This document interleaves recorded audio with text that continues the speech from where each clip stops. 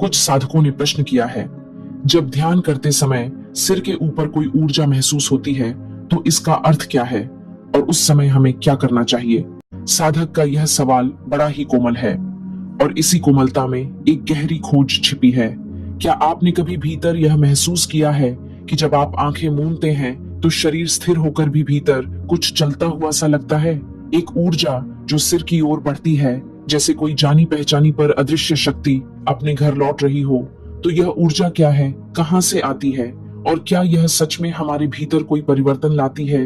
जब हम शांत होकर ध्यान करते हैं तो हमारे भीतर का प्रथम चक्र, जिसे मूलाधार कहते हैं, वहां एक दिव्य शक्ति शांत रूप में बैठी होती है। इसे ही कुंडलिनी कहा जाता है।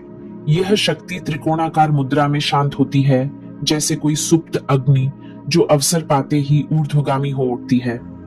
और जैसे ही हम सच्चे भाव से भीतर उतरते हैं, यह शक्ति धीरे धीरे ऊपर की ओर बढ़ती है, बिल्कुल उसी तरह जैसे सूर्य की पहली किरणें अंधकार में रोशनी भर देती हैं। बहुत बार साधक को पता ही नहीं चलता कि यह ऊर्जा उठ चुकी है, क्योंकि वह अनुभव नया होता है, शब्दों से परे होता है। यही कारण है कि साधक भ्रमित हो जाता है कि क्या यह कोई कल्पना है या कोई सच्चा अनुभव। लेकिन जब यह कुंडलिनी शक्ति जागृत होती है तो यह हमारे एक एक चक्र को छूते हुए आगे बढ़ती है, और जैसे जैसे यह चक्रों से गुजरती है, वह न केवल उन्हें स्पर्श करती है बल्कि उनके भीतर जमी हुई मानसिक, भावनात्मक और शारीरिक अशुद्धियों को भी धीरे धीरे साफ करने लगती है। कबीर साहिब कहते हैं, मन मैला तन मैला, मैला सब संसार, साधु ऐसा चाहिए जैसा सूरज उजियार। जब यह शक्ति मूलाधार से उठकर स्वादिष्ठान तक पहुंचती है तो साधक के शरीर में एक चमत्कारी बदलाव होता है। स्थूल शरीर, यानी वह शरीर जो हड्डी, मांस, रक्त और नसों से बना है, उसमें जो जो रोग होते हैं, विशेषतः जो हृदय, मांसपेशियों और नाड़ियों से संबंधित हैं, वे धीरे धीरे शांत होने लगते हैं। शरीर हल्का, शांत और स्वस्थ लगने लगता है। साधक अनुभव करता है कि जैसे भीतर से कुछ बोझ उतर गया हो। और यह सब यूं ही नहीं होता।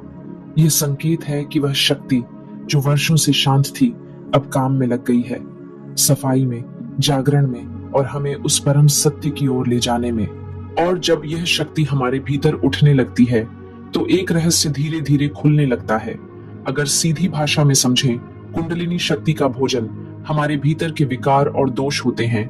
वही कमजोरियां, वही आदतें, वही नशे, वही दुर्बल इच्छाएं जो हमारे स्थूल शरीर में वर्षों से जमी होती है, यही उसकी खुराक बन जाती है। और अगर आपके भीतर से ये विकार कम हो रहे हैं, शरीर में हल्कापन आ रहा है, तो यह पक्का संकेत है कि आपकी कुंडलिनी मूलाधार से ऊपर उठने लगी है।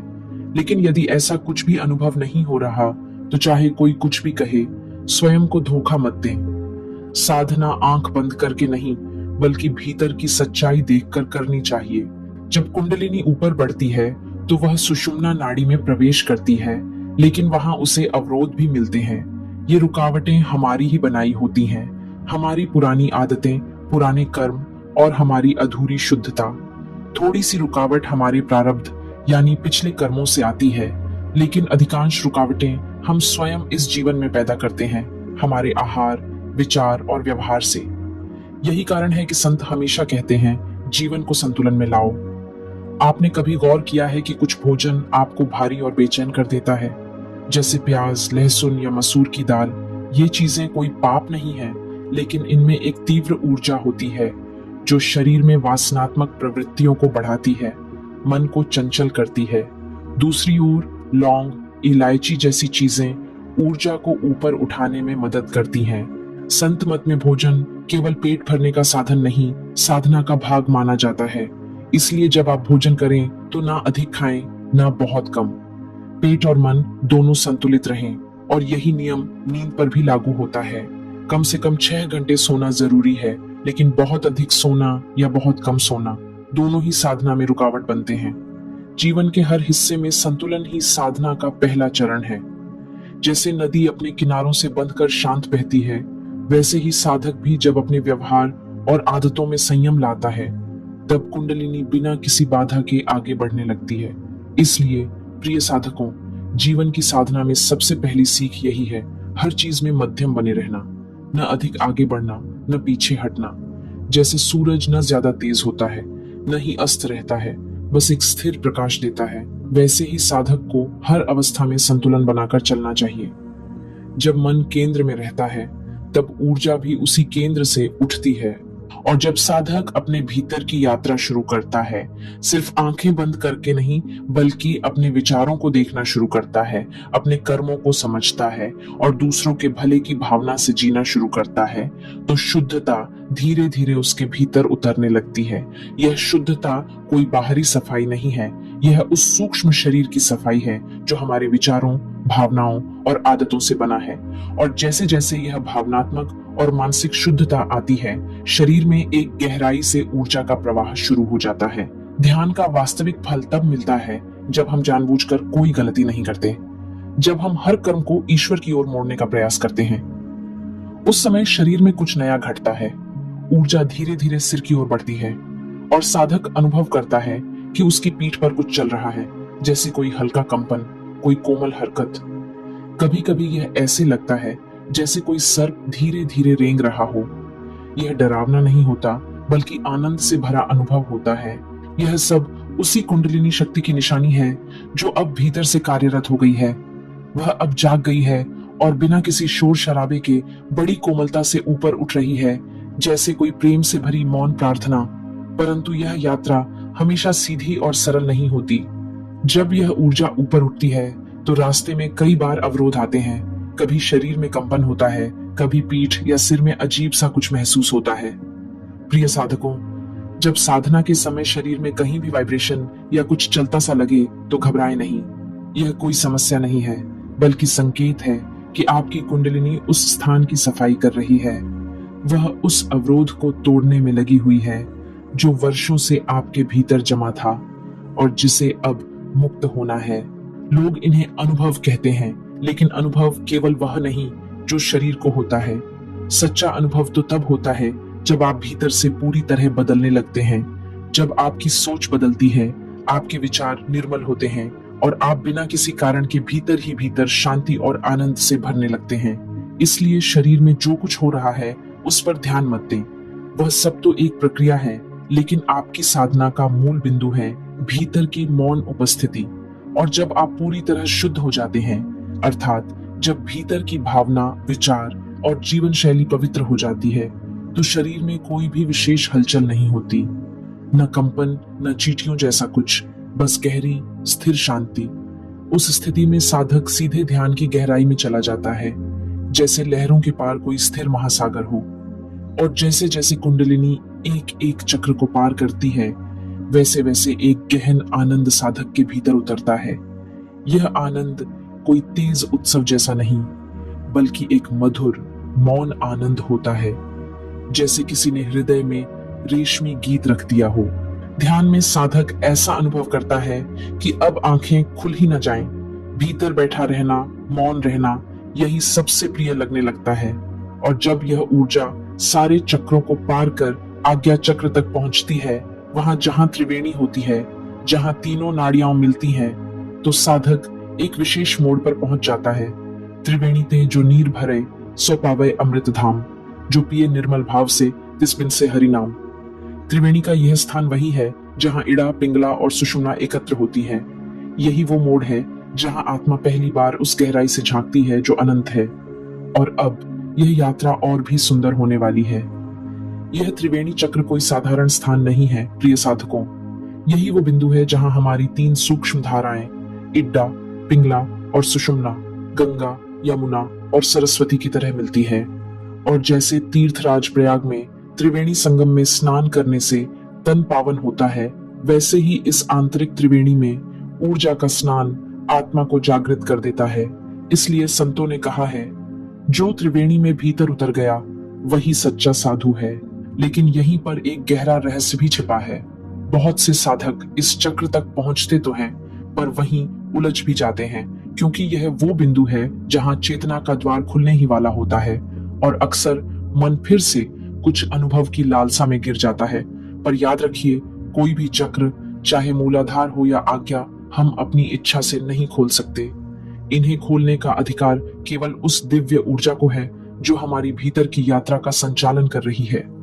हम केवल साधना कर सकते हैं, समर्पण कर सकते हैं और प्रतीक्षा कर सकते हैं। जैसे एक बीज मिट्टी में चुपचाप बैठा रहता है, लेकिन भीतर जीवन की हलचल चलती रहती है। जब यह ऊर्जा आज्ञा चक्र पर पहुंचती है, जिसे तीसरा नेत्र, त्रिवेणी या थर्ड आई भी कहते हैं, तो साधक की दृष्टि भीतर खुलने लगती है। अब वह केवल आंखों से नहीं, आत्मा से देखना शुरू करता है। उसे ऐसे दृश्य, अनुभव और अंतर्दृष्टि मिलने लगती है जिन पर दुनिया विश्वास नहीं करती, क्योंकि यह दुनिया दृष्टिगोचर है, लेकिन यह अनुभव अदृश्य में घटते हैं। और यह भी स्मरण रखें कि एक बार जब आप यहां तक पहुंच गए, तब आप पुराने नियमों को नहीं छोड़ सकते। जिन नियमों, जिन संयमों, जिन सच्चाइयों ने आपको इस दरवाजे तक लाया, उन्हें यदि आपने छोड़ दिया, तो आपके भीतर जो कंपन, जो जागृति थी, वह धीरे धीरे मंद पड़ जाएगी। यह कोई सजा नहीं होती, बल्कि यह एक चेतावनी होती है। जैसे कोई मशीन यदि ठीक से ना चले, तो उसे फिर से अपडेट करना पड़ता है। वैसे ही साधक को भी खुद को दोबारा भीतर से सुधारना पड़ता है। वह आत्मा तो वही रहती है, वह शक्ति भी वही रहती है, लेकिन विचारों के विकारों के कारण ऊर्जा का प्रवाह धीमा हो जाता है। लेकिन जैसे किसी मोबाइल या कंप्यूटर में जब वायरस आ जाता है, तो उसकी गति धीमी हो जाती है, वैसे ही हमारे भीतर का सूक्ष्म शरीर, जो भावनाओं, विचारों और संस्कारों से बना है, वह भी कभी कभी अशुद्धियों से भर जाता है। यही विचारों का विकार उस आंतरिक सिस्टम को धीमा कर देता है। उस समय साधक को लग सकता है कि ऊर्जा नीचे गिर गई है, कुंडलिनी लौट गई है, लेकिन सच्चाई यह नहीं है। प्रिय साधकों, जब एक बार यह दिव्य ऊर्जा जाग जाती है, तो वह कभी भी पीछे नहीं लौटती, वह आगे ही बढ़ती है। हाँ, उसका प्रवाह रुक सकता है, अनुभव मंद हो सकते हैं, लेकिन उसका मार्ग हमेशा ऊपर की ओर होता है। यह गिरावट नहीं, केवल रुकावट होती है। अगर पिछले जन्म में आपने किसी चक्र तक यात्रा की थी, तो इस जन्म में साधना वहीं से आगे शुरू होती है। उदाहरण के लिए, यदि आप पहले ही मूलाधार और स्वाधिष्ठान पार कर चुके हैं, तो इस जन्म में आपकी साधना तीसरे चक्र से आगे बढ़ती है। इसीलिए बार बार मूलाधार की चिंता में मत पड़िए। आपने जो ऊपर उठाया है, वह कभी नीचे नहीं गिरता। कभी कभी जब हम कोई गलती करते हैं, जैसे अनुशासन में ढील देना, बुरे विचारों को पालना या सेवा भावना से दूर जाना, तो यह चक्र थोड़ी देर के लिए निष्क्रिय हो जाते हैं। लोग इसे ऊर्जा गिरना कहते हैं, लेकिन यह केवल चेतावनी होती है कि भीतर कुछ गड़बड़ है और हमें स्वयं को फिर से सुधारने की आवश्यकता है। और जब हम फिर से ध्यान, सेवा और सत्य का अभ्यास करते हैं, जब हम खुद को अपडेट करते हैं, तो ये सभी चक्र फिर से जीवित हो जाते हैं, ठीक वैसे जैसे एक रुका हुआ फव्वारा फिर से बहने लगता है। पर याद रखिए, जैसे यहाँ तक आना कठिन होता है, वैसे ही फिर से नीचे लौटना संभव नहीं होता। आप ऊपर आ चुके हैं, अब केवल आगे ही जाना है। अब पीछे देखने का कोई अर्थ नहीं, केवल भीतर और ऊपर देखना ही आपकी दिशा है। और फिर एक ऐसा पल आता है जब साधक की ऊर्जा आज्ञा चक्र को पार करके सहस्त्रार तक पहुंचती है। यह कोई साधारण घटना नहीं होती, यह आत्मा का अपने ही घर में लौट आना होता है। प्रिय साधकों, यहाँ पहुंचकर साधक अब कुछ नहीं करता, वहां कोई करना शेष ही नहीं रहता, वहां केवल घटता है। ध्यान भी अब साधक की कोशिश से नहीं लगता, बल्कि वह अपने आप घटने लगता है, जैसे फूल अपने आप खिल जाता है जब अर्थु और धूप सही होती है। जब साधक सहस्त्रार पर पहुंचता है, तो वह अपने गहरे आत्मस्वरूप को छूने लगता है। उस क्षण वह स्वयं से परे हो जाता है। उसे अब शब्दों की जरूरत नहीं होती, न विचारों की, बस मौन ही सब कुछ कहता है। यही वह अवस्था है जिसे समाधि कहा गया है। लेकिन यह समाधि भी दो प्रकार की होती है। एक है संप्रज्ञात समाधि, जहां कुछ अनुभव शेष रहते हैं, विचार आते जाते रहते हैं, एक जागरूकता बनी रहती है। और दूसरी है असंप्रज्ञात समाधि, जो दुर्लभ है, वहां कोई दो नहीं बचता, न अनुभव न अनुभवी। यह असंप्रज्ञात समाधि उन्हीं महापुरुषों को मिलती है जो पूर्ण समर्पण में, पूर्ण मौन में अपने स्वरूप में विलीन हो जाते हैं। ऐसे में साधक खुद को खो देता है, लेकिन खोकर ही वो अपने असली स्वरूप को पा लेता है। वहां कोई कथा नहीं बचती, न कोई विवरण, बस मौन की अनंतता होती है और प्रेम का समुद्र।